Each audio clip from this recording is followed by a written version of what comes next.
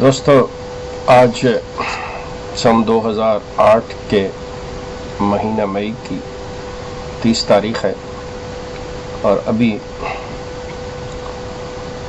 اس کلت احمدیہ کے سجادہ نشین جناب مسرور صاحب نے اپنے خطبہ جمعہ میں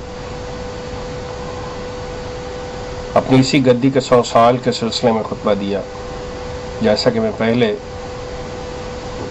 27 مئی کے ان کے خطاب کے بارے میں کہہ چکا ہوں کہ وہ ایک انتہائی مایوس کن ان کا خطاب تھا، جس میں انہوں نے قطعی طور پہ کوئی ایسی بات نہیں کی جس میں انسانیت کو انہوں نے مخاطب کیا ہوتا، ان کے مسائل کی بات کی ہوتی. دنیا کو درپیش بھوک، افلاس، جنگ، بے چینی، اس پہ انہوں نے کوئی اپنی رائے دی ہوتی، کوئی حل تجویز کیا ہوتا. وہ ایک انتہائی مایوس کن بات تھی. وہی سلسلہ انہوں نے آج کے اپنے خطبہ جمعہ میں بھی جاری رکھا، سوائے اپنی تعریف اور توصیف کے کہ مجھے اتنے خطوط ملے جس میں ان کی تعریف کی گئی، ایسے جذبات کا اظہار کیا گیا جس سے یہ خود مغلوب نظر آتے تھے. دوستو، بات تو یہ ہونی چاہیے اور ان کی زبان سے یہ نکلنا چاہیے تھا کہ جس کو یہ نظام کہتے ہیں، پہلی چیز تو یہ ہے کہ اتنا بڑا دھوکہ دیا جا رہا ہے خلافت کے نام کے اوپر کہ یہ خلافت ایک انعام ہے، یہ اللہ کا وعدہ ہے، یہ ہے، وہ ہے، اور اس پہ اب ایمان ان کا آ گیا ہے. یہ ایک ایسا سبجیکٹ ہے جس پہ میں علیحدہ بات کر سکتا ہوں، جو کہ حقیقت کا جس سے کوئی تعلق نہیں ہے، سوائے دھوکہ دہی ہے ان کی، اور کوئی چیز نہیں. لیکن سوال وہی اٹھتا ہے کہ اگر یہ نظام اتنا اچھا انسانیت کی فلاح کے لیے ہے تو کیوں اس موجودہ گدی نشین نے، جناب مسرور نے، اس کے وہ پہلو سامنے نہیں لائے جو دنیا کے لیے خوشی کا باعث ہوتے. میں آپ کو چند ایک باتیں آپ کے سامنے رکھتا ہوں، آپ اس پہ غور کیجئے گا کہ کیا ایسا نہیں ہے. میرے نزدیک جب سے اس کلٹ کا قیام ہوا ہے، اور خاص طور پہ اس کے اندر جس کو یہ اپنی خلافت کہتے ہیں، جس گدی کی ابتدا جو ہے وہ آج سے 100 سال پہلے ہوئی اور اس کو 100 سال مکمل ہوا، وہ گدی اسی نظریہ کو لے کے آگے چلی جس نظریہ نے آج کے 1.6 بلین مسلمانوں کو یہ کہہ کر کہ ان کا ایمان مکمل نہیں ہے، انہوں نے ایک شخص کو نہیں مانا جس کی وجہ سے یہ ان کا ایمان جو ہے وہ نامکمل ہے، یہ کافر ہیں. چاہے انہوں نے اس کا نام سنا یا نہیں سنا، یہ تمام کافر ہیں. اور اگر یہ اس شخص کو یعنی مرزا غلام احمد صاحب قادیانی کو نہیں مانتے، اس کلٹ نے اس 100 سال کے اندر دنیا میں نفرت اور غلامی کے سبق کو فروغ دیا ہے. اس 100 سال کے اندر اس کلٹ نے، جس کو یہ نظام خلافت کہتے ہیں، اسلام کے آفاقی پیغام کو ایک خاندان کی لونڈی کے طور پہ پیش کیا ہے. اس نظام نے، اس کلٹ نے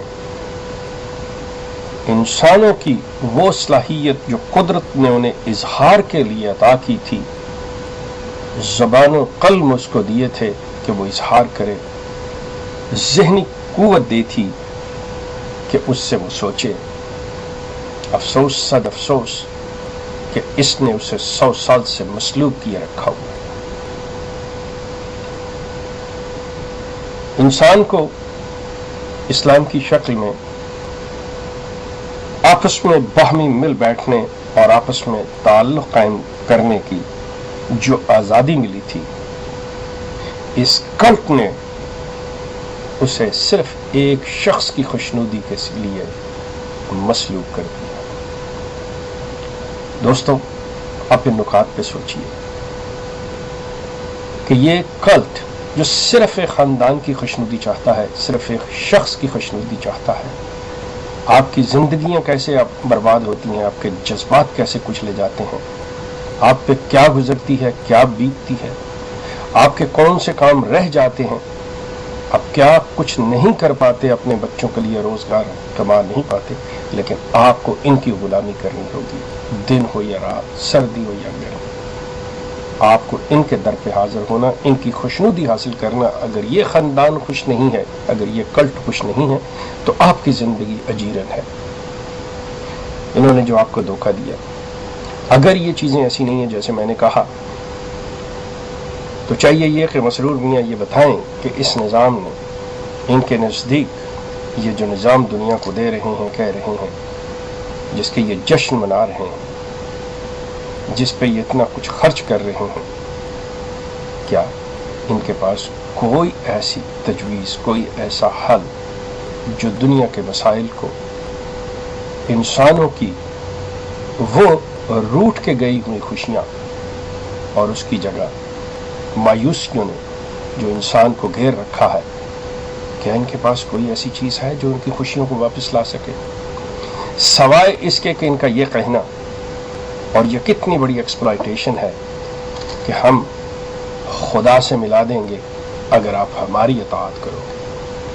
आप गौर कीजिएगा दोस्तों कि क्या कुरान जो है वो कहता है कि आपको खुदा से सिर्फ उस सूरत में मिलाया जा सकता है जबकि दरमियान में कोई तीसरा शख्स हो।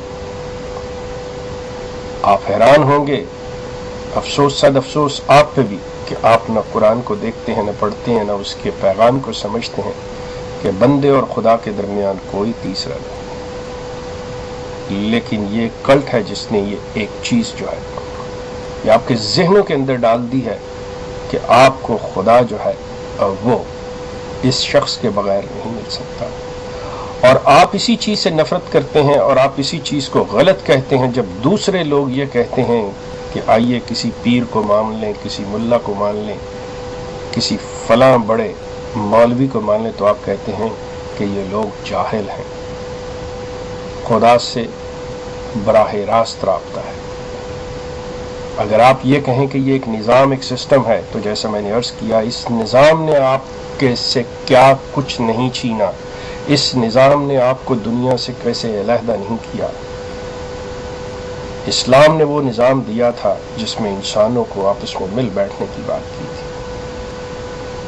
अहमदी दोस्तों, गौर कीजिएगा कि क्या आपको खुदा की खुशनुदी मकसूद है या एक इंसान की खुशनुदी? ये इंसान खुदा के नाम पे आपसे अपनी गुलामी करवा रहा है, अपनी खुशनुदी हासिल कर रहा है। ये आपको खुदा से खुद नहीं मिला, ये खुदा से आपको कैसे मिलवाएगा? मैं आपसे अर्ज़ किए दूँ, मेरे नज़दीक मिर्ज़ा ग़ुलाम अहमद साहब कादियानी एक मुफ्तरी और काज़िब थे। अपने दामों के अंदर ये बिल्कुल काज़िब थे। ना इनका खुदा पे यकीन था, ना इनका खुदा पे ईमान था। ये सिर्फ खुदा के नाम को इस्तेमाल करने वाले थे और ऐसे मदारी कुछ भी कह सकते हैं, कोई भी स्टेटमेंट दे सकते हैं। इनका ना खुदा से कोई ताल्लुक़ था और ना ये खुदा की तरफ से।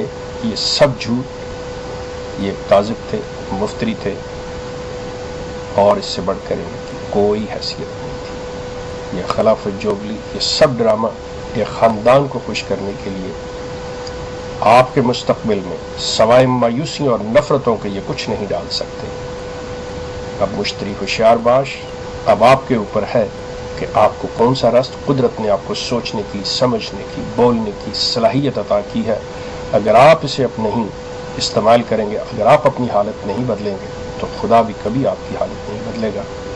मामला आपके हाथ में, इख्तियार आपके हाथ में, फैसला आपने करना है। आपका बहुत शुक्रिया।